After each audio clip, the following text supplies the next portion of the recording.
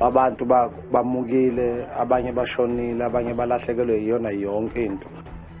Amagosa ajongene nentlekele kwiphondo laKwaZulu-Natal asaqhuba nephulo lokukhangela imizimba enyamalele ngethuba lezikhukhula zangoLwesibini. Amapolisa aseGauteng anqinile ukuba avule idokhethi kwaye aqhuba uphando ngokusweleka kaGlenn Agliotti.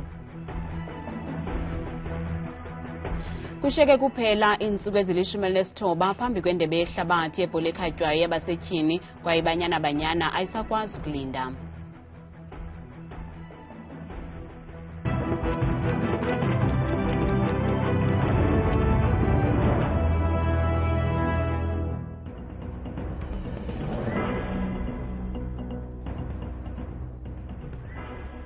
Botani mzentsundu sigalelekile novimba wethu wendaba andamba indodwa andamba nophumza sikhumba noyitoliki yolwimi lwezandla nazo ziphala phambili ngalentlwa. Liyaqhuba iphulo lokukhangela amaxhoba naduke ngethuba lezikhukhula eThekwini KwaZulu-Natal. Abahlali bacela uncedo njengoko ezi zikhukhula zidale umonakalo kumakhaya abo. Abasemagunyeni bathi ngabantu abasixhenxe abaswelekileyo ngelixa bathandathu besadukile. Umzimba wenkondekazi ufunyenwe eCatocres kule veki nalapho izikhukhula zitshabalalise iindawo eziliqela zogobityholo. Zizikhukhula ezathatha nje imizuzwana kodwa zashiya umzila womonakalo ongaphaya kokuqonda. Ukumosheka kwamakhaya kwenze kuba iintsapho zizibone zingodinga indawo ngelixa kukho noloyiko lokuba inani labo basulekileyo lingenyuka nanjengokuba iphulo lokukhangela abantu abalahlekileyo lisaqhuba nje. Ezinye iintsapho sele ziqalile ukufanisa imizimba. Search and rescue ubhizi-ke njengamanje njengoba ngikhuluma nawe nje bale ezantsi eHarbour basebenzisa ibhoti namhlanje to continue i-search, particular search abayenze 2 days back bakwazile ukurecover 2 bodies day before yesterday and yesterday. Those bodies abanye base-Phoenix as well as iPine Town. Ukanti abahlala basonganga zandla benza amatiletile ukubuyisela impilo esiqhelweni ngelixa nemibutho engajonganga nzuzo ifaka isandla. Other people, they don't have a place now. They don't have something to eat. Njengoba folane zami ukuthi abenzele ukudliwayo yonke into abaphekele bafike bazodla-ke mase yabona ukuthi umuntu mhlawumbe mina kuphe ngakulungisa for ukuthi ibe nendlela yokuhlala for leso sikhathi.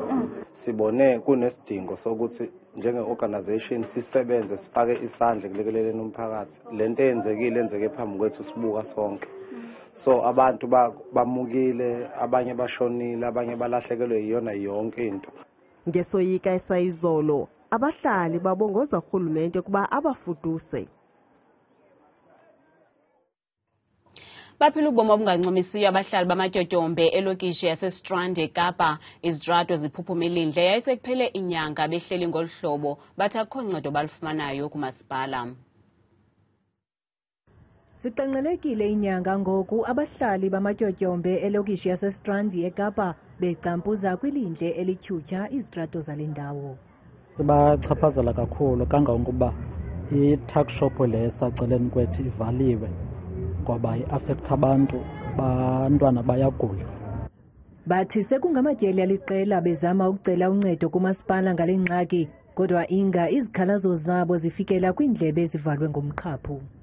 Indaba ithethayo bathe ngamatyotyombe okhiwe phezu khanali leyo esecaleni kwesikolo emva kwe-ACJ.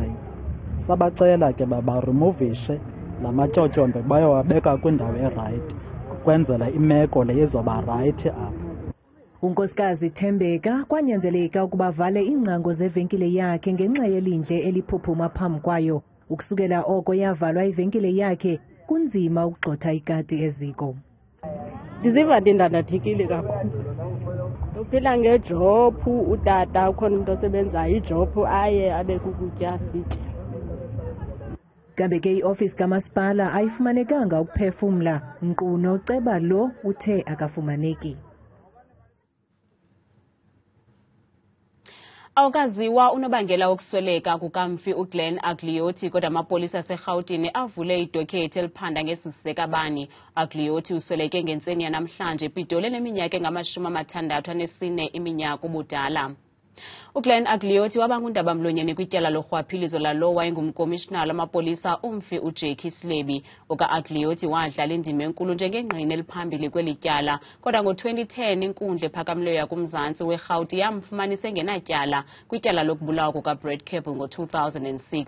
Isizathu esabangela ukuba abe ngumrhanelwa wokuqala uAgliotti kukuba wayetyala uBradcable i-15 million randi. Amapolisa athi ziziphumo zoqhaqho mzimba ezawubonisa into ebulelelo ka-Agliotti. Usosiba jikelele we-ANC uvule ngokusesikweni inkomfa yombutho olutsha walo mbutho olawulayo owabhangiswa ngo-2019. Uvakalise ukungabinalo igumbi lokunyamezela isimilo esigwenxa esibonakele ngaphambi kwale nkomfa samanye amalunga lombutho olutsha.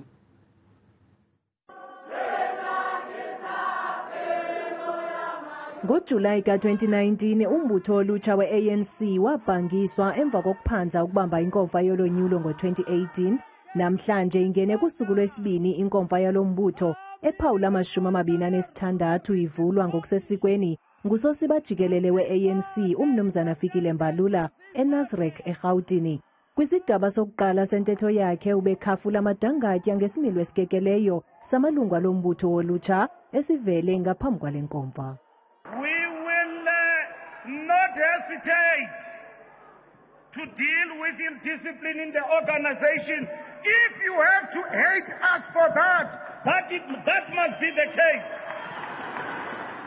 Ukhwelezehlela ke kumaqabane athe acinga ukuba i-ANC lithafa lokudlala upuca, watsho isithi abo baqhubekayo beqhuba intwala ngebhunguza imini yabo iza kubanye bayazi into etyiwa ligqirha.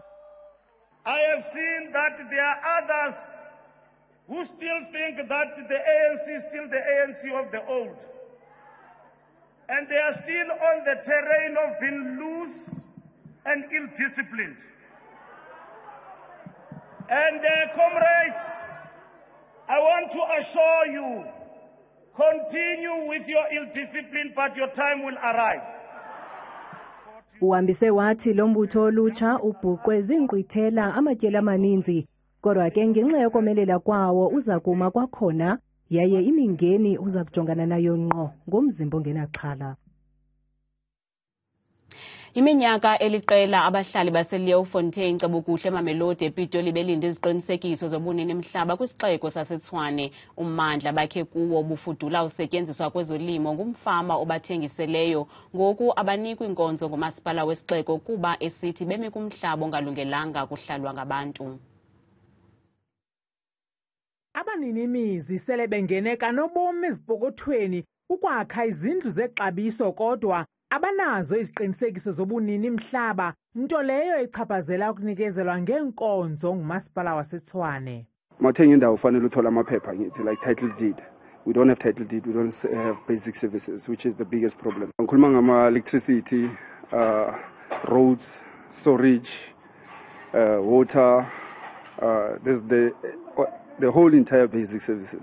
Umhlaba bakhe kuwo bufudula usetyenziselwa ukulima. Asahali singene ngendlela wrong, but it was not our fault. At the end of the day, our kids are suffering, and then even us, we don't know where we stand.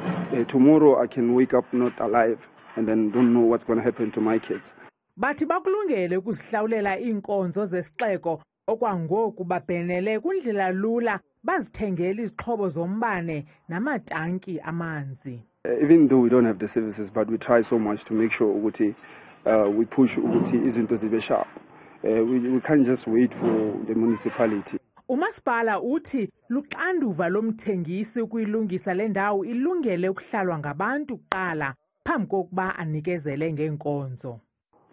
Nangona zigugile izihlangu yindlela equqa ibuyelela kwisixeko saseTshwane, kodwa aba bahlali bathi baza kuthi qolo bejonge enkalweni de isixeko sibanike iziqinisekiso zobunini mhlaba neenkonzo ezingundoqo. Kwiindaba zethu kuChannel 163 ngokuphathelwa yiNewsroom Africa, ndinguntsiki Noyiya eLeeuwfontein ePitoli. Uyavutha ngumsindo umbutho abasebenzi bakahulumente I-NEHAWU emva kwesibhengezo sokuba umongameli Cyril Ramaphosa utyikitye uchatha kwimivuzo yabo bakwizikhundla eziphezulu kurhulumente ngomyinge we-3%. Isithethi se-NEHAWU umnumzana Lwazi Nkolonzi uthi iza kuvelaphi le mali njengokuba urhulumente ehlala isithakanamali nje. Okankolonzi osisithethi se-NEHAWU uthi kutheni umongameli etyikityele lo chatha ekubeni eli lithwaxwa yintlupheko, intswelangqesho nokungalingani. Unemployment is rife in this country, inequality and extreme poverty. But workers as well have not had any significant increase in their salaries over the past 3 years.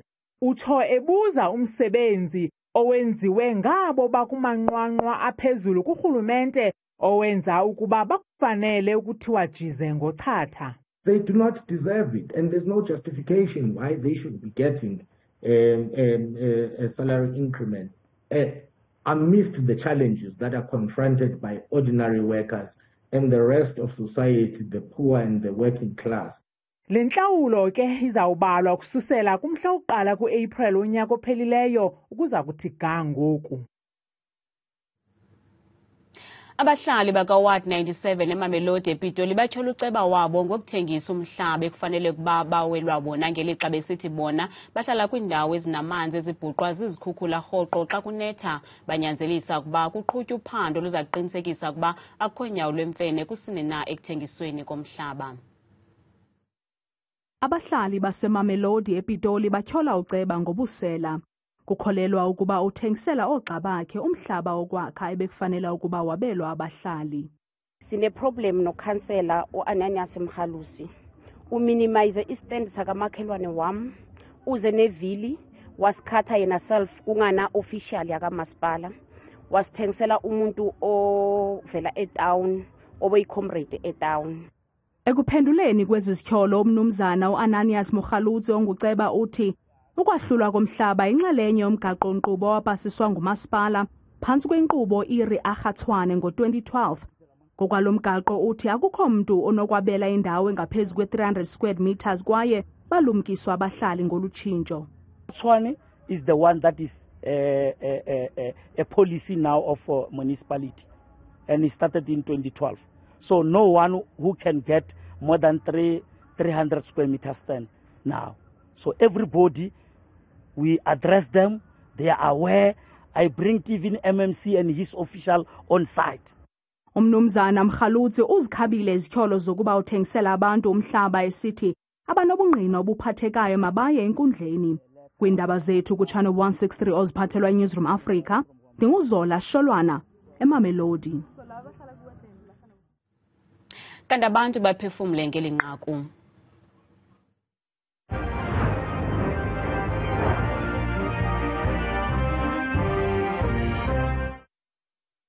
Sikhalazela urhulumente kazwelonke ngokungenza izinto kanti ingxaki lapha ezantsi ezinkokheli ezinjalo ceba abanjalo bafuna ususwa abanazo nto iimpawu zokhokhela abantu. Nyolukile lo mntu lowo. Ingxamele uba ngumkhuba ombi lo yoceba basithengisela izindlu ebekufanele uba sizifumana free. Uvotelwe ngabantu abathengiselayo, abantu bahlale bugxwayibeni yena athi indlala nenhlupheko yabo adlale ngayo. Ibuhlungu le nto yenzelwe likhansela kukhulu futhi ayinabuntu phakathi. Kaloku abaceba bombutho ophetheyo bayathanda uyenza loo nto leyo.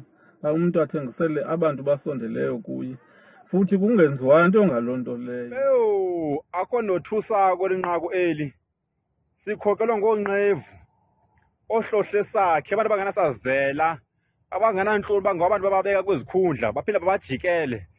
Ngabahlali abavota bakwazi ubeka umuntu esihlalweni uba makenze izidingo zabo. Ke ngoku uceba nxa engakwazi uzenza izidingo zabo makasuke esihlalweni wesakele. Imbi imeko yasemzantsi ngenxa yorhwaphilizo. Thina sawuhlala singamahlwempu nangakumbi. Facebook ulathiswa Azania Sotha Busakwe uthi intsindaba dala leyo mna ndandizolithenga emthatha sesithethile nomnikazi xa ndizama ukuphanda kwathiwa kudala lamane lithengwe lonxiwa umntu walo abaleke nemali mna ndizoba ngumntu wesine.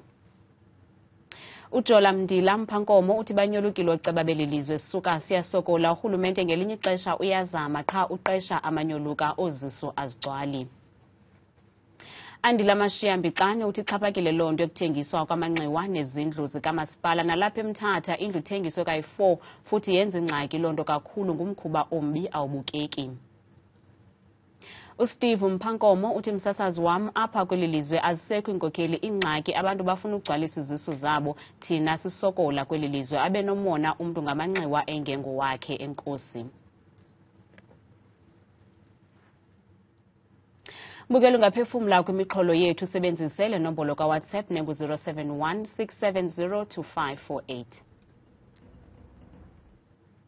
Kushiyeke kuphela iintsuku ezili-19 phambi kokuba iqalise indebe yehlabathi yebhola ekhatywayo yabasetyhini eza kubanjelwa kwelase-Australia nase-New Zealand. Iqela lalapha ekhaya iBanyana liya kule tumente nalo wayesakuba ngusekela mqeqeshi uShirley Boysen njengomcebisi kubaqeqeshi beli qela.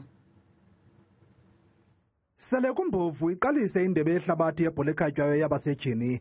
Iqela leBanyana liqulela iqhangatha kwaye sithetha nje lowo ungumcebisi kubaqeqeshi beliqela uthi uza kuqinisekisa ukuba uza nolwazi oluphangaleleyo oluza kuncedisa eli qela kule ndebe yomhlaba. Is going to be crucial to providing clear and direct and unopinionated and unbiased information to the coaches on the bench to make sure that when they make decisions, it is the right decisions that get made based on the right data that is being shifted down to them. Loka Boysen uthi ubukho bakhe kweliqela kuza kuba likhubalo kakhulu. The most part of my expertise come from the analysis part of it, but also a goalkeeper coach and an assistant coach, so I can step in anytime when one of the coaches is either ill or cannot make training, cannot make the game. So, and I think that is the most important part of that I'm able to step into any role. Lamaqabokaza nasekhaya aza kudlala neBotswana ngomso kumdlalo wobuhlobo ngentsimbi yesithathu emva kwemini kwibala laseTsakane njengenxalenye yamalungiselelo endebe yomhlaba. Thabile Makhaphela Mamthembu selengqangile neMozulu.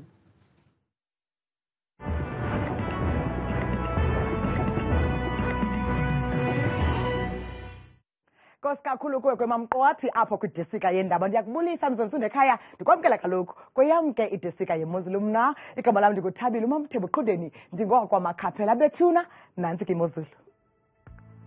Basijongele phaa iphondo lokuqala sivula phaya eMpuma Koloni eMonti eziphunzana nasemndanzane ngo-19 degrees kwakweli phondo ngelinye phaa koGqeberha neziphaluka lishumi nje likhatshwa sisibhozo noko ligcwengile. Kanti ke bukele kasijonga phaya sihlabile mgama sijonge Free State eLeeuwfontein ngu-18 degrees naye uzole kamandi phaya kwasekuseni ngomso. Kanti ngorhatya kwakule meko ke inye phaya eFree State koSasolburg kuyela 18 degrees eMathumba Ndaka. Kanti ke mzonsundu phaya eGauteng eJohannesburg ethembisa lishumi nje linesixhenxe nalo lisebekela kakhulu kwasekuseni ngomso. Kanti xa ihamba imini phaa koVereeniging ku-19 degrees naye useMathumba Ndaka. Kanti ke mzonsundu wam apho ekhaya KwaZulu Natal eThekwini ngamashumi ekhatshwa sisibini lizole nje kamandi yonke nje lamini yangomso. Kanti kusenjalo kwakhona futhi koMgungundlovu KwaZulu ko-25 degrees. Kanti ke mzonsundu phaa kwaLimpopo koPhalaburwa ngamashumi nje nesihlanu ngamafu nje phaa ekuseni ngomso limathumba Ndaka mpela kwakhona elozulu kuyafana ke nasepulukwane ngaye futhi la 20 degrees. Mzonsundu apho ekhaya yona imeko phaya eMpumalanga embombela nenginqezi kufuphi phaya ngamashumi nje nesithandathu elicwenge kamandi lizulu kwakhona kuhle esekhundana osakusibekele ngaye futhi u-19 degrees. Kanti yona imeko phaya eNorthwest eMahikeng ko-20 degrees okucwenge kamandi phantse nje yonke lamva kwedilana ngomso. Kanti kube bufana ke phaya koRustenburg kusacwengile ko-21 degrees. Kanti ke kasijonge iMozulu phaya eNorthern Cape eKimberley ngo-19 degrees naye mbukeli wam akakabi kwahlaba nje yonke laa ntseni yangomso. Kube bufana kwakhona phaya ko-Uppington kwaseNorthern Cape ngo-23 degrees.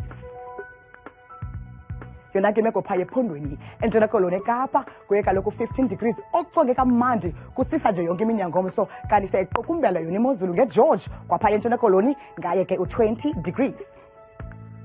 Bethuna kangako ke apha ke kwidesika yam yeMozulu mna ndikuthanda kangaka xesha lemyawuli.